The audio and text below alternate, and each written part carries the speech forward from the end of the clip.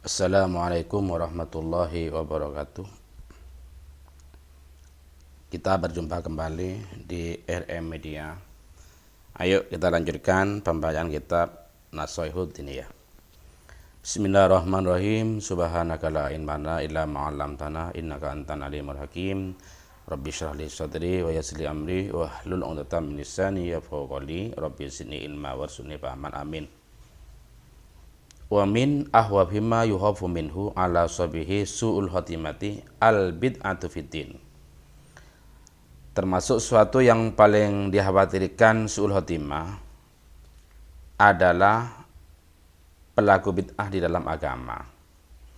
Pelaku bid'ah dalam agama ini sangat khawatirkan untuk jadi orang yang su'ul khatimah. Sementara kalau orang itu sudah su'ul khatimah, lah itu sudah tidak sukses lagi. Wa kadzalika itmaru syakki fillahi wa rasulihi wal yaumil akhir. Dan begitu juga termasuk dikhawatirkan su'ul khatimah adalah menyembunyikan keraguan-raguan tentang Allah, utusan Allah dan hari akhir.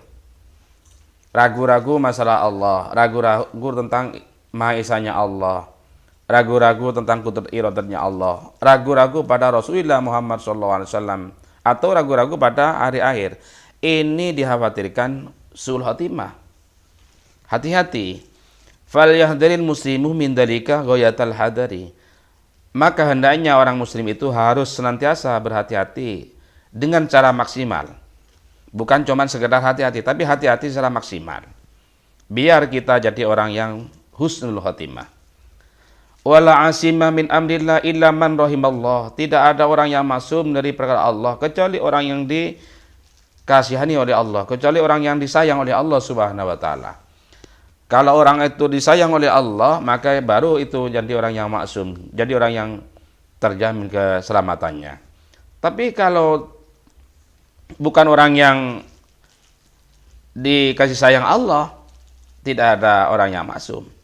Allahumma ya arhamar rahimin, Allahumma bihusnil khatimah, nas'aluka binuri wajhikal karim.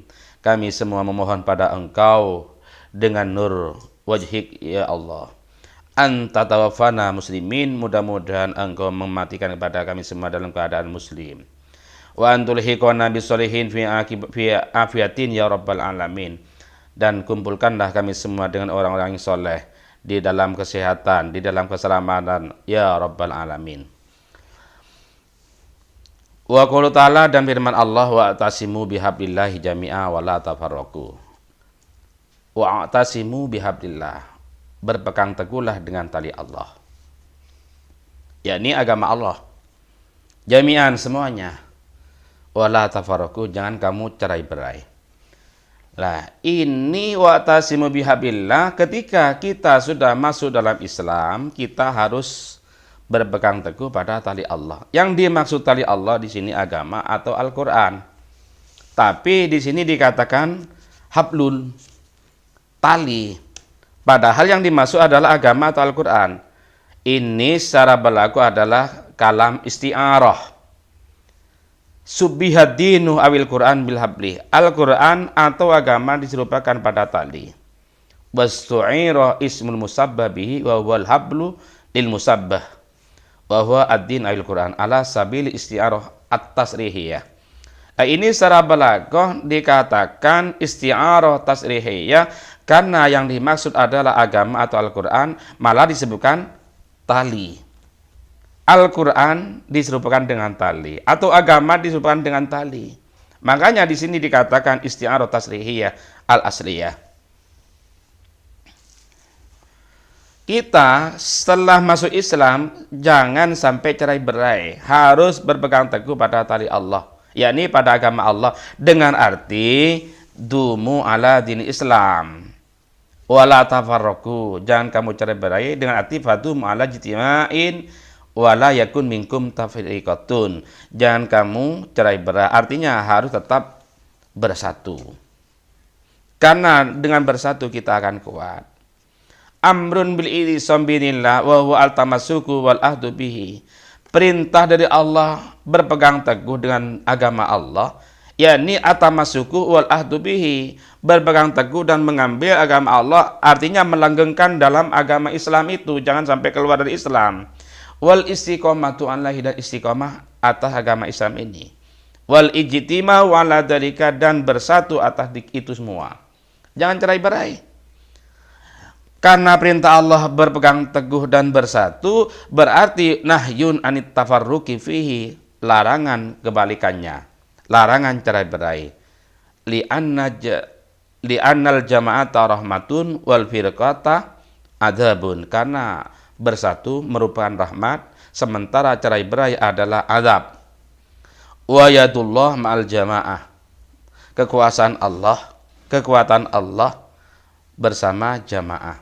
Maksudnya bukan berarti kalau tidak berjamaah Allah tidak kuat, bukan. Tapi kekuatan yang ada pada kita itu bila bersatu. Sebagaimana apa sapu lidi itu. Sapu lidi itu kalau memang diambil satu kan tidak berfungsi. Dibuat menyapu ya tidak bisa bersih. Dibuat memukul lalat ya tidak akan dapat. Tapi setelah dikumpulkan jadi satu, walaupun satu biji sapu lidi setelah terkumpul maka fungsinya oke.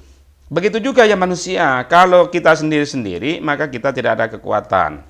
Tapi kalau sudah bersatu maka kekuatan. Karena yadullah ma'al jamaah. Kama qala alaihi wasallam, seperti yang pernah disabdakan oleh Nabi Muhammad sallallahu alaihi wasallam. Ya apa? Hadis yang diriwayatkan Imam At-Tirmidzi di dalam kitab Fitan, ada apa namanya? Ini katanya hadis ini termasuk hadis qarib. Apa bunyinya? Yadullah alal jamaah. Ini hadis menanyai tapi qarib. Walamma kana qiyamu hadid dinis syarifi wa aslu bil ijtima'i wal muawanati wa tihadil kalimati kanal iftiraku fihi wa adamul musa'adati ala iqamati mujiban liwahnihi. Ketika agama yang mulia ini adalah, ya, saya ulangi, ketika tiang agama yang mulia ini bersatu, saling tolong menolong, bersatu dalam kalimatul ikhlas, kalimatul iman dan Islam, maka cerai-berai, tidak saling menolong, ini mengharuskan lemah. Saya ulangi, muturan daya. Karena bersatu, saling tolong menolong, satu kalimat Islam ini merupakan cagang agama, berarti kebaliknya adalah bisa merobohkannya, bisa membuat amburadul. Contoh begini ya, bangunan sebuah rumah, kalau cuman satu tiang, kira-kira bisa tegak berdiri apa enggak, bisa kokoh berdiri apa enggak. Ada orang bangun rumah kayu, cuman tiangnya cuman satu, ini tentunya tidak bisa berdiri dengan tegak. Tapi kalau sudah tiangnya lengkap, saling tolong menolong, saling kompak, maka menjadi kesatuan yang utuh, yang kuat. Contoh lagi ya, begini. Rumah itu dikatakan rumah itu apanya? Apa usuknya, apa gentengnya? Kalau cuman usuknya kita ditempati di bawahnya ya tidak bisa untuk berteduh.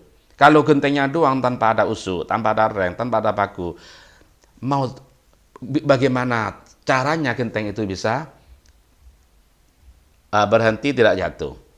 Kalau sudah kompak, temboknya ada, tiangnya ada, misalnya osok ada, maka kita bisa menempatinya. Begitu juga kita sebagai umat Islam, maka kita harus bersatu, berpegang teguh dalam satu agama. Jangan sampai kita cerai-berai. Karena bersatu adalah merupakan rahmat, sementara cerai-berai adalah merupakan adab dari Allah Subhanahu wa taala.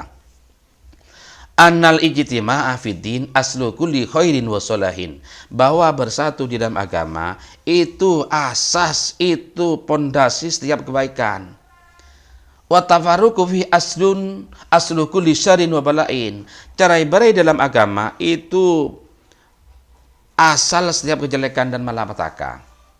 Orang bermusuhan, ya sekarang ya musim ya seperti ini misalnya, karena tidak bersatunya. Andai kata bersatu ya tidak ada cerai-berai misalnya, ya otomatis makmur sebuah negara pun begitu. Sebuah negara amburadul, cerai-berai kalau memang itu tidak bersatu. Contoh saat begini, Misalnya sebuah negara tidak bersatu antara DPR satu sama lain. DPR dengan MPR-nya tidak bersatu. DPR dengan presidennya tidak bersatu. Menterinya juga bisa sendiri. Misalnya ya, nah ini otomatis sebuah negara akan hancur. Tapi kalau sudah bersatu dari presidennya, MPR-nya, menterinya, kompak dan rakyatnya, otomatis akan menjadi negara yang makmur dan subur. Wallahu alam.